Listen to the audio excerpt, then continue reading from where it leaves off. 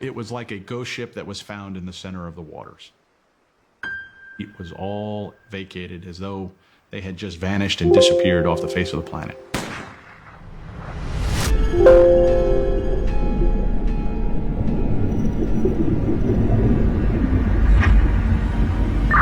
Lincoln X-ray 985, so come back up on 3 at Depot Street.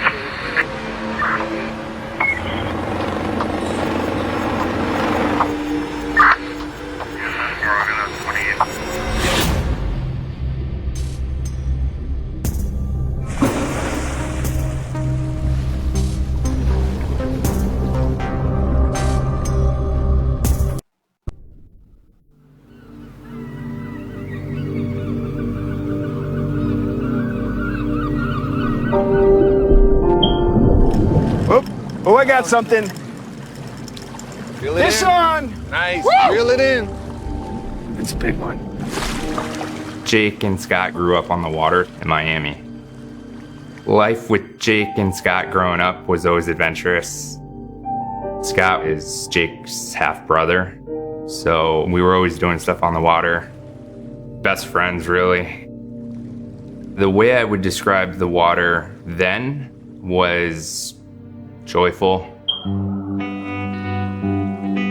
Jake was very unique in his skills and his abilities in and around the water, and as a captain and as a fisherman. He was a natural water person. He loved every bit of it. He and the sea were one.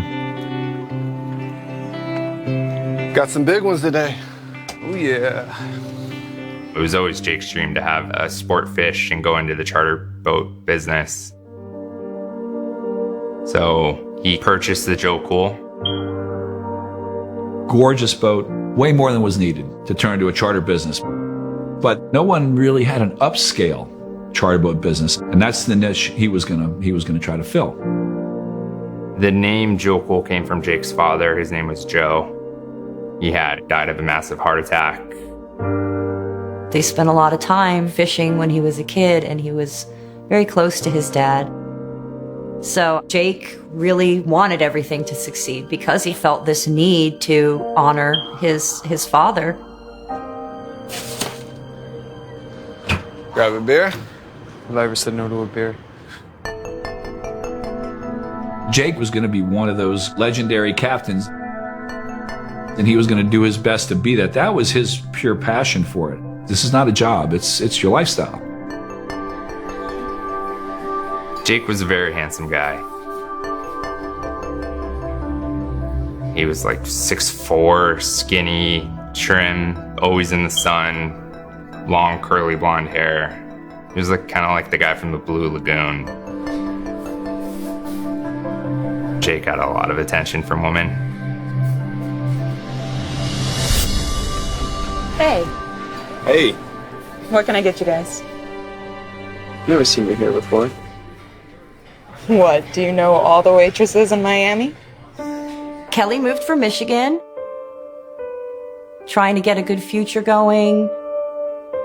Big lights, big city, just wanting more in life, more than she could find in a smaller town. Jake's very persistent. If he wants something, I think he tries to go for it full force. He was just the happiest guy, and she was totally on cloud nine. She wasn't looking for anybody. Jake just kind of showed up, and it just all fell into place.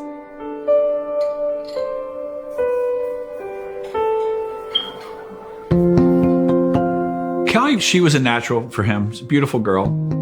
He was a good-looking guy. They just seemed to be such a natural couple to me. It was obvious Kelly had a physical attraction towards Jake, but he was a very humble person. He worked for what he had, and so did she. And I think that was something that really bonded them as well, as they were both working hard for what they wanted to get in life.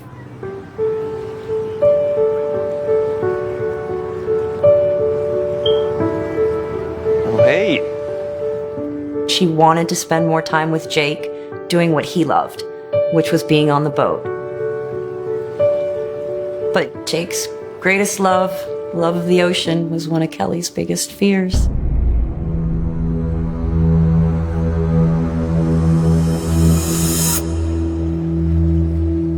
Any kind of deep water is scary. It's dark. You don't know what's under there. I think that was probably more her fear than anything else. She started feeling that way when she was a kid.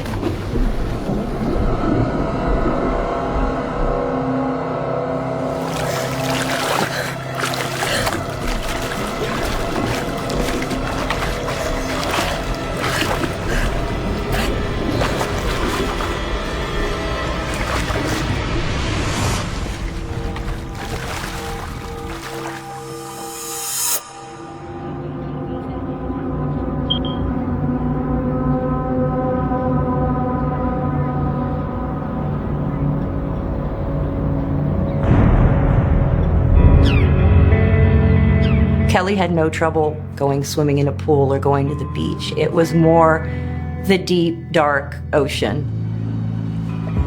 You wanna go for a ride? Maybe another time.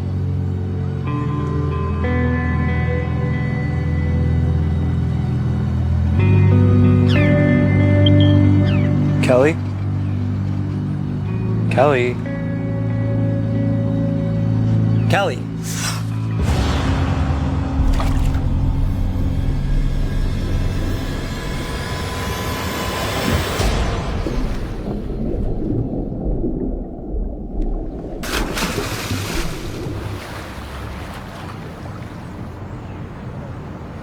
Jake? Jake?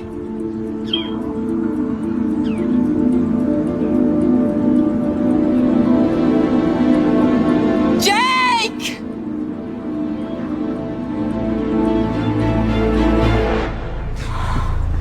Looking for these.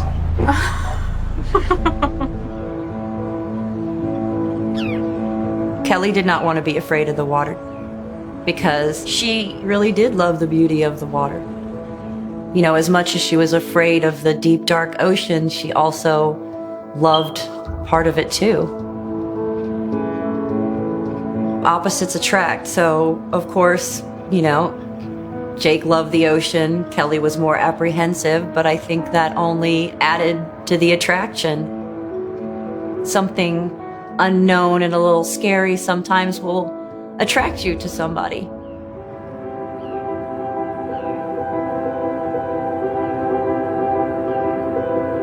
Their relationship moved pretty quickly.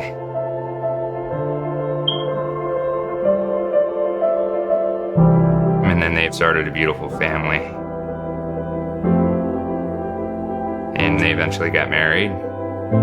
They just seem to be a really good match. They seem to be really happy. I never heard anything negative about their relationship. The end.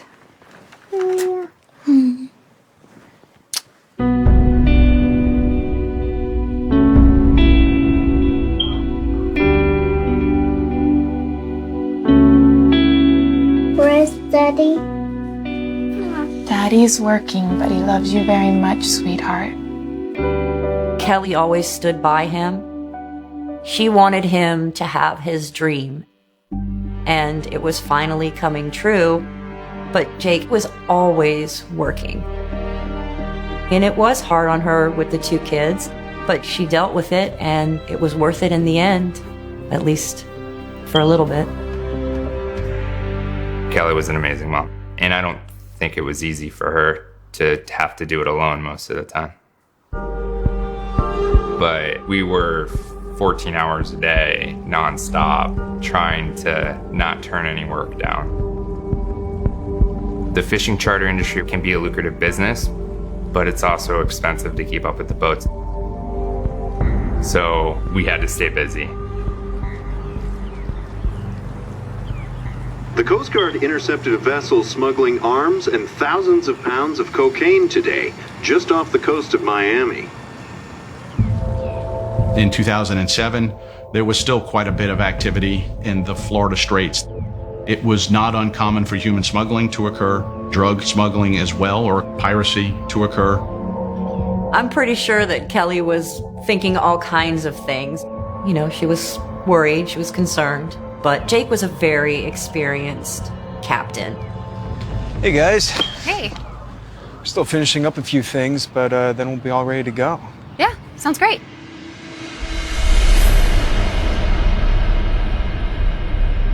You guys can go ahead and get on the boat, though. Thanks.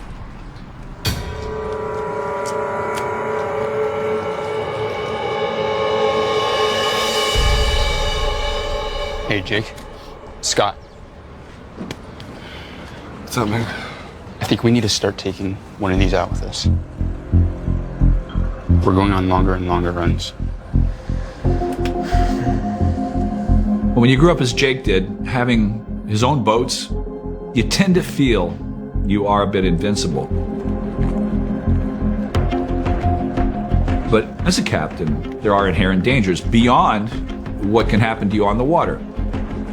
You don't know what people's intentions are anymore. And when you have them on your little world of a boat there, you really got to pay attention.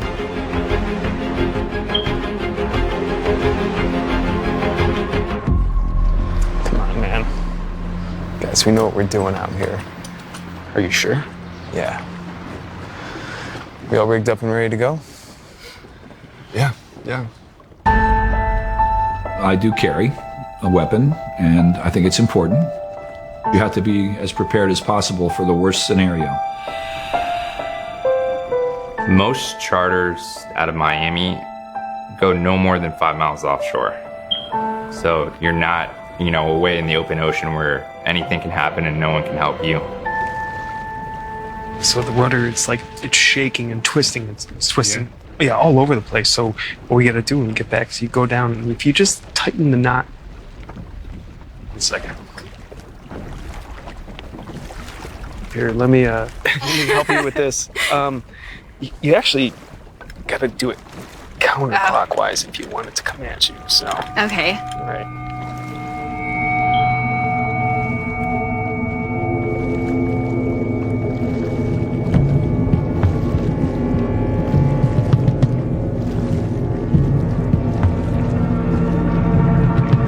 Tell you what, let's just unravel there. Yes, no, you're actually really, really good at this. Okay, you just don't know how to use the fishing pole, which is strange. It is ironic. Oh. You okay, man?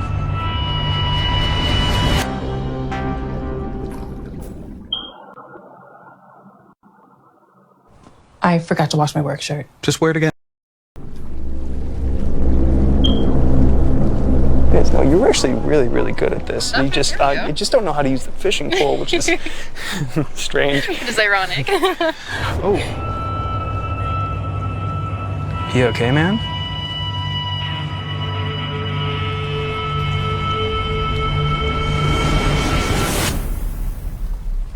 We take our picture?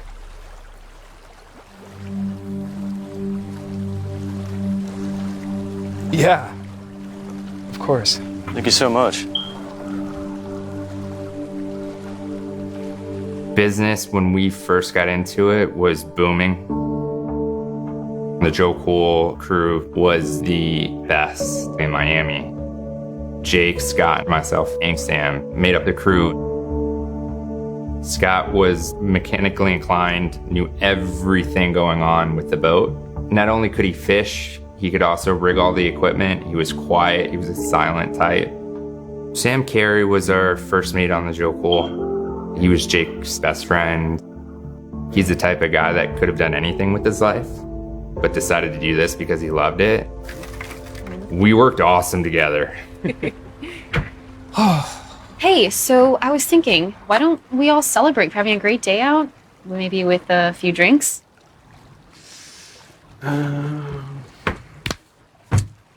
Why not? Joe Cool, it was a new business, and Jake was doing everything he could along with Scott and Sammy to make sure it was a success.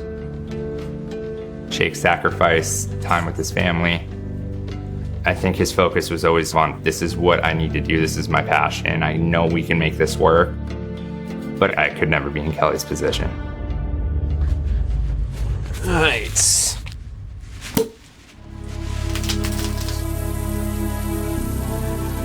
A toast to the 20-pound fish I caught today. Woo! Yeah. All right.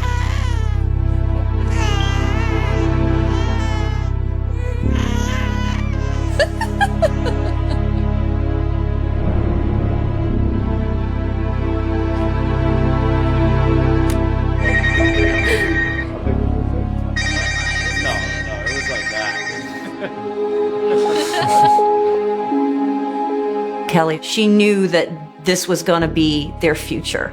And, you know, she just held on to that, and she supported him as best that she could. But she felt alone. But Jake, he worked so much. When he wasn't around, she had suspicions. He was a good-looking guy, and there were plenty of women who were interested in him. She just had some kind of feeling that maybe something was going on. Jake.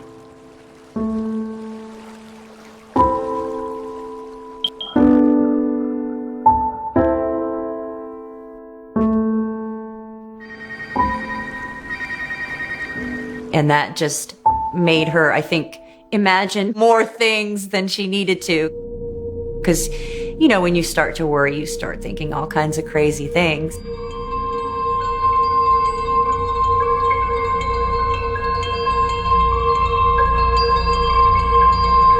Kelly?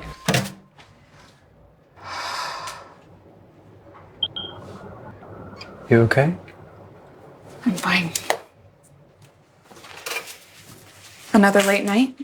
Mm-hmm. Got a one-way to Bimini today, which I gotta get ready for.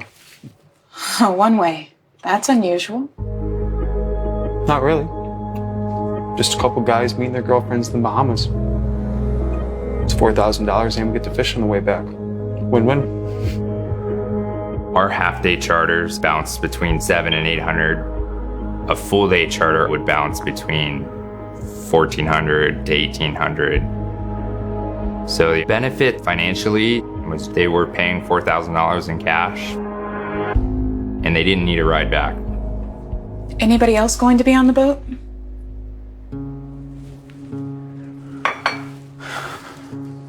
Kelly, I'm trying the best I can right now. I gotta go. See you tomorrow.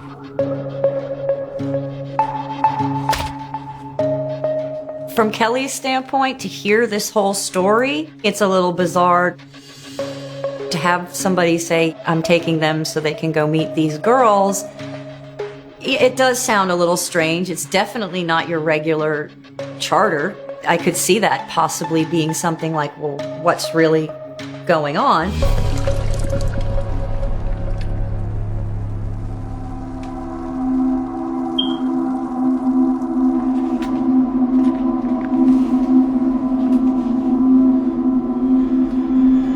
Hey, would you mind watching the kids until tomorrow? I have something I need to take care of.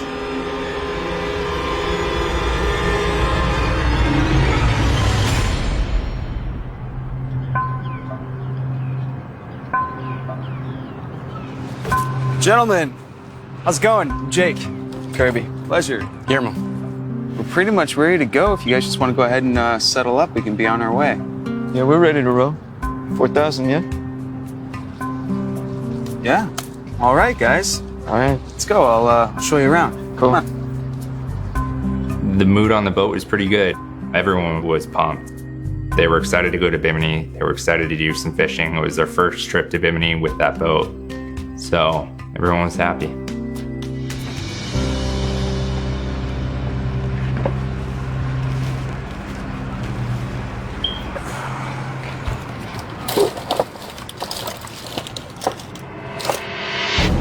You got room for one more?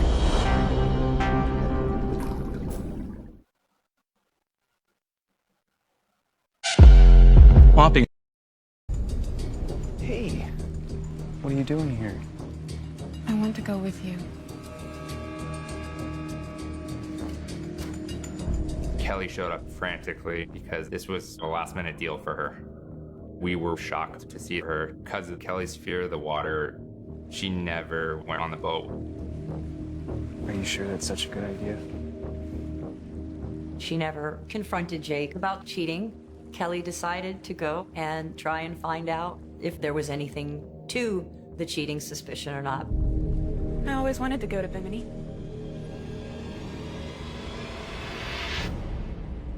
It was very unusual that Kelly was on the boat that day. The fishing charter business was really Jake's business. Kelly wasn't into fishing. Kelly wasn't into being on the water. It probably would never have been Kelly's first choice to go fishing with Jake. I was shocked when I heard that she went on the trip to Bimini. She'd never done anything like that before, and she went that one day, which we'll never understand.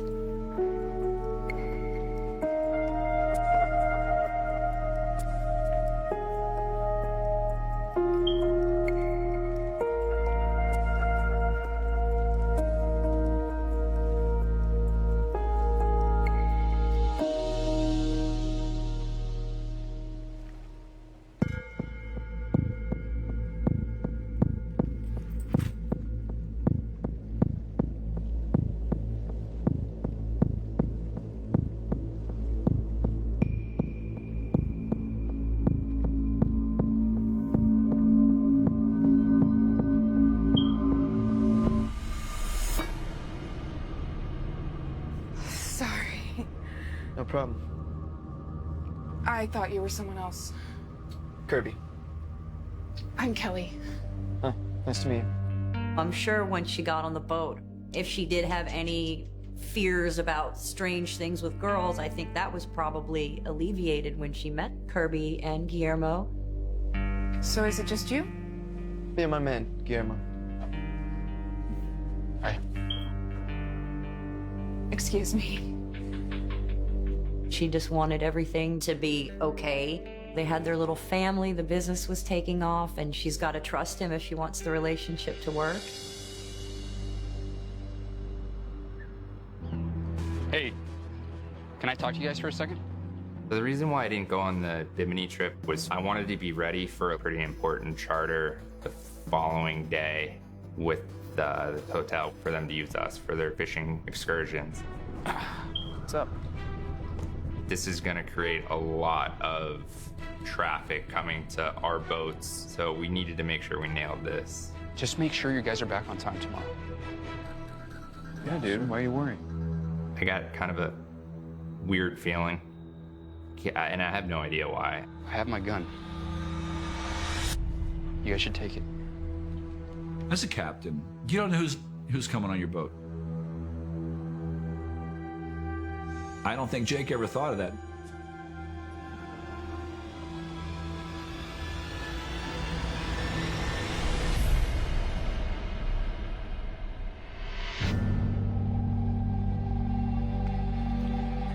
I think what makes the water a scary place is just the unknown. You don't know what's below you. You can't see everything around you. If you're traveling on a boat a distance away from shore, it's kind of like the Wild West. You have no idea. It can be quite frightening.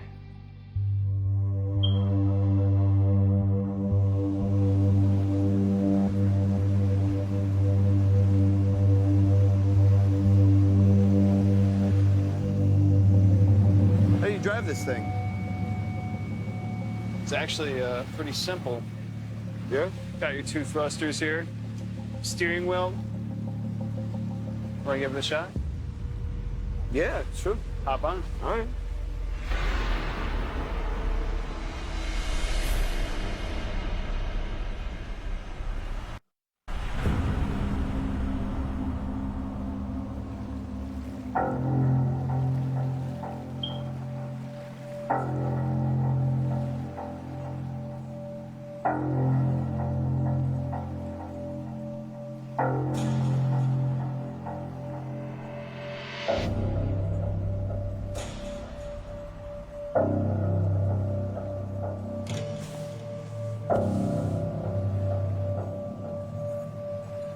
Jake?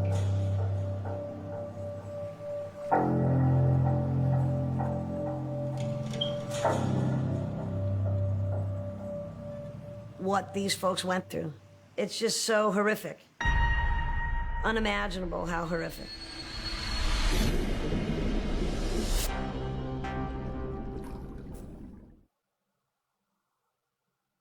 Look at that hottie. The Takis Fuego.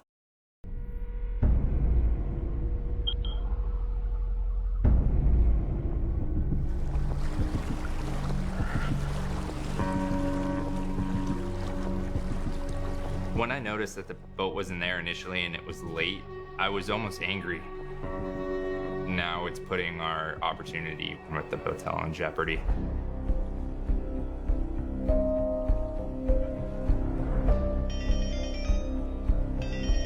Knowing that Jake had a super important trip the next day that was going to profoundly affect the future of his business with a booking agency, I can't imagine him not being there for that.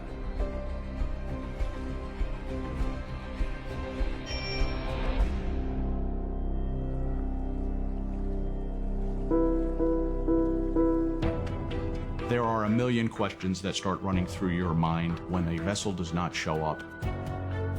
I was almost panicking a little bit, but keeping it in. I knew that this was a weird trip. I was hoping that there was a call in to the Coast Guard for mechanical or something went wrong with the boat and we could just get the crew back at some point.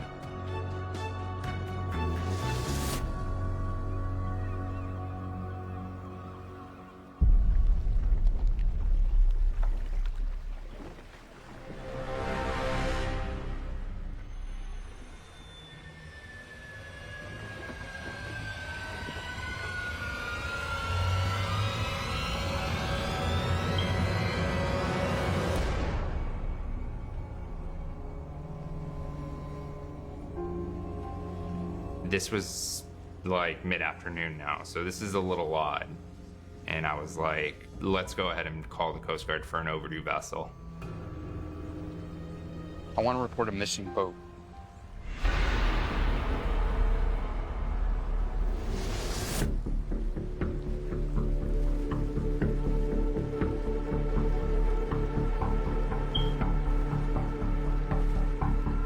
Joe Cool, this is the U.S. Coast Guard. What is your location?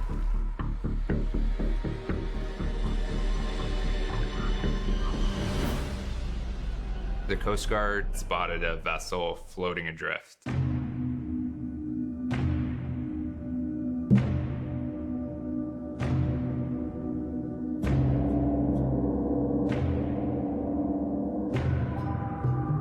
they told us this boat has first letter J, last letter L from Star Island. I was like, okay, well, yeah, that's our boat. It's drifting 25 miles off of Cuba. Immediately, I was like, no, because the Gulf Stream flows north. So if the boat had broken down, it would have gone north, not south. It had to be driven south. I knew it wasn't going to be good.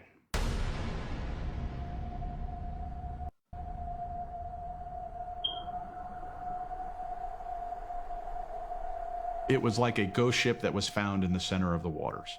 The vessel was empty. The racks, the beds, the galley, it was all vacated as though they had just vanished and disappeared off the face of the planet. My phone rang. It was one of my coworkers. She told me what happened. And the first thing I asked her was, were the kids on board? And she said no, the kids were not with them. Of course, we tried to hold out hope that they were out there somewhere. The Joe Cool was found in a high human smuggling and drug smuggling location. Your mind certainly does go down the path that maybe there's something to this drug or human smuggling venture here. The vessel's batteries were dead, and there was, some blood on the back of the vessel itself. We were perplexed when we first got aboard the vessel, but then we found our first big clue. The life raft is missing. This was no ordinary charter boat, and if these people are in the water, we don't know where they are.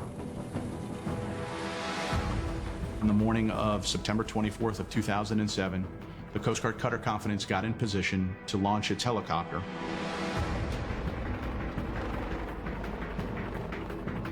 About an hour after we launched, the helicopter spots a raft. When the boat was found with the crew missing, I didn't have high hopes that they survived. I kept that to myself.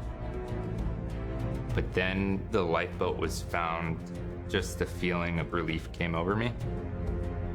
As we got over the lifeboat, the helicopter hoisted down a pad of paper and a pencil so that they could write who they were and what had happened before they get them on board.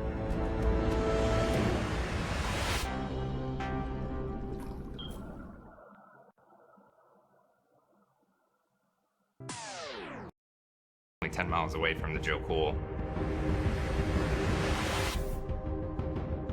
And there were 2 people on board.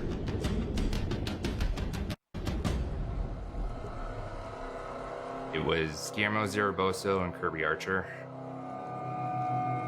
And those were the only 2 people. So once that became apparent to us, we knew there was a situation, a bad situation. And then everything started to get pieced together.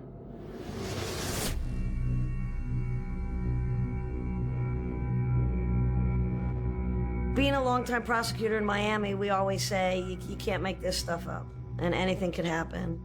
And the story that Guillermo Zaragoza and Kirby Archer tell law enforcement sent shockwaves through Miami.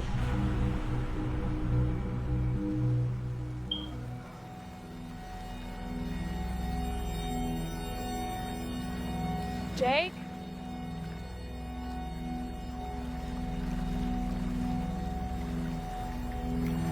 Jake?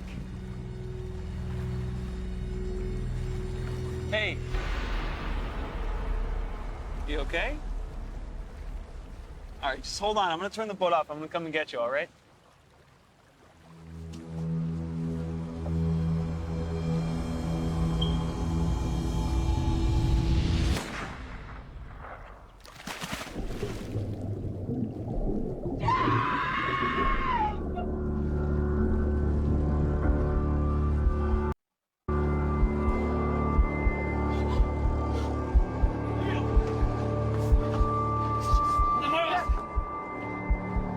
Guillermo identified that the vessel that accosted them were 3 Cuban so-called pirates. And the 4 crew members were shot and executed.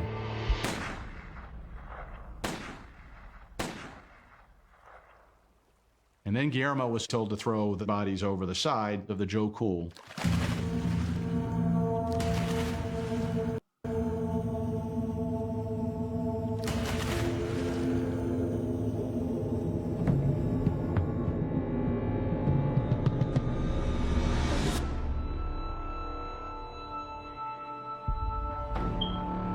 Kirby mentioned to me about how he had a gun to his head. He was told to drive south towards Cuba. But there's a lot of this story that seems off. In my interview with Kirby, he was very emotional. His story was just discombobulated. Guillermo's was very cold and calculated. They shot them all. The agents interview them and they give them the same story about pirates hijacking the boat. But why would they leave you two alive? If they hijacked the boat, why did they take the boat? To us, we knew we need to investigate this more.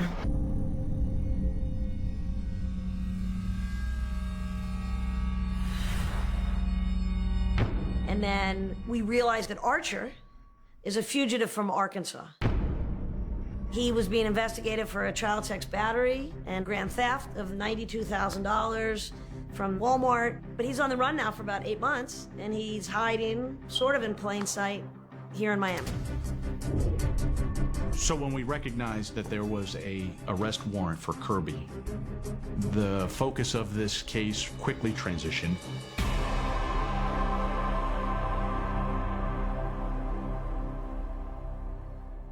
There's no way they're getting out of custody because we need to figure out that they murder 4 people. We were able to charge Archer initially with unlawful flight to avoid prosecution. We were able to charge Zaragoza initially with making false statements to the FBI. He said I was never on the Joe Cool. And they stuck with this pirate story up until the time that Kirby Archer decided to plead guilty and agree to a factual proffer as to what happened on the boat. The part that didn't make sense initially, who were these 2 guys? Why were they together? What were they up to? What was the plan? Zaragoza and Archer met. Kirby Archer is in his early 30s, former military. Guillermo Zaragoza, 18 years old, security guard, desperately wanted to be a federal agent. According to Zaragoza's story, Archer held himself out as sort of this secret, covert, maybe an agent for the government, maybe an off-the-books kind of guy. And Archer said, well, if you come with me, we're going to make a lot of money, and I can help you get the job with the CIA. Excuse me. Kirby Archer tells us he and Guillermo Zaragoza had a plan. They got on that boat knowing that they weren't going to Bimini, that they were going to Cuba.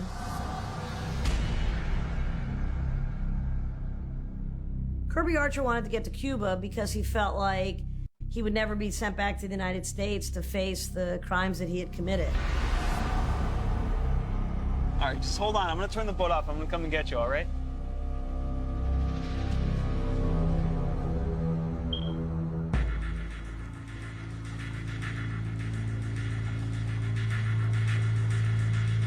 Okay, you can do it. Let's go.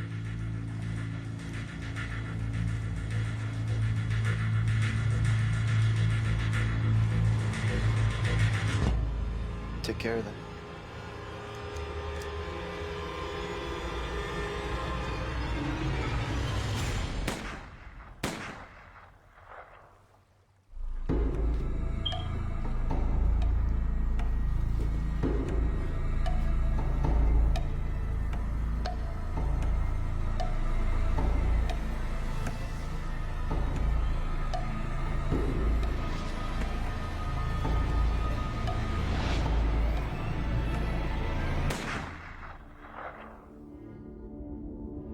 Kirby said that he shot Jake first and he never knew what happened, but then he said, and this always bothered me, he said he turned to shoot Kelly and he looked into her eyes and that she knew what was coming and that she was already, like, gone.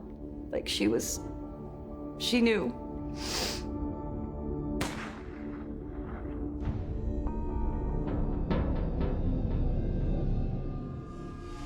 And that's always killed me.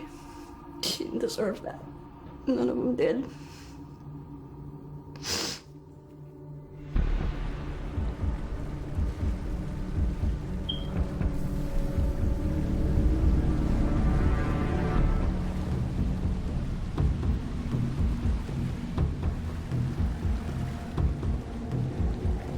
Hey, Kirby!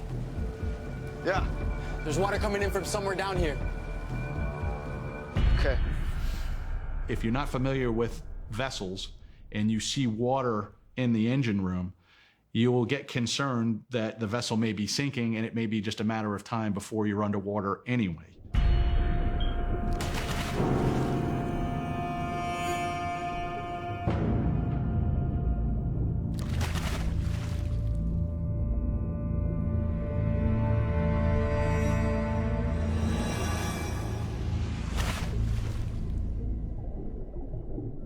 They decided to jump into a life raft because you think the vessel's going to sink. The life raft should stay afloat longer, which is all not what to think. It's absolutely backwards.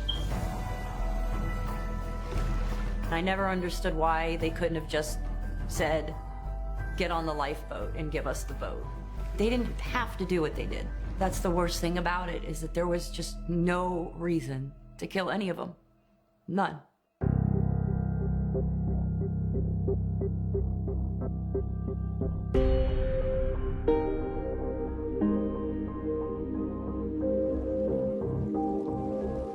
Some days I wake up and I hope I'm gonna realize that none of it ever happened and it was just like this really weird dream I had or something, but it isn't.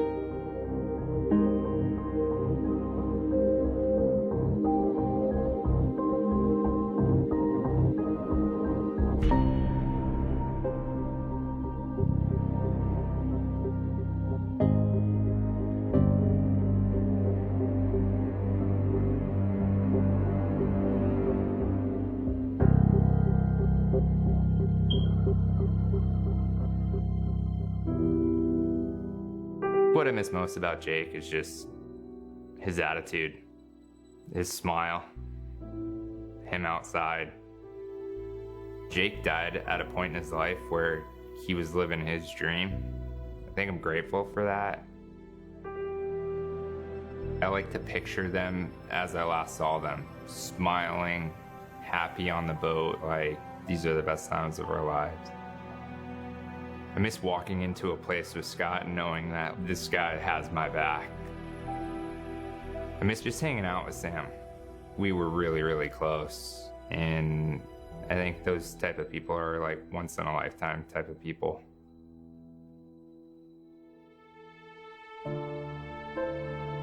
I think about her a lot. It's hard not to. She should be here, you know? We were gonna raise our kids together. We just had it all planned out. And I just can't even believe that it happened.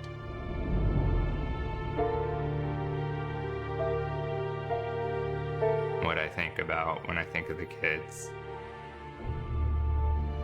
Guilt, sadness. It was unfair for them. It was awful. I don't know how anybody can do that. I mean, just destroy so many lives.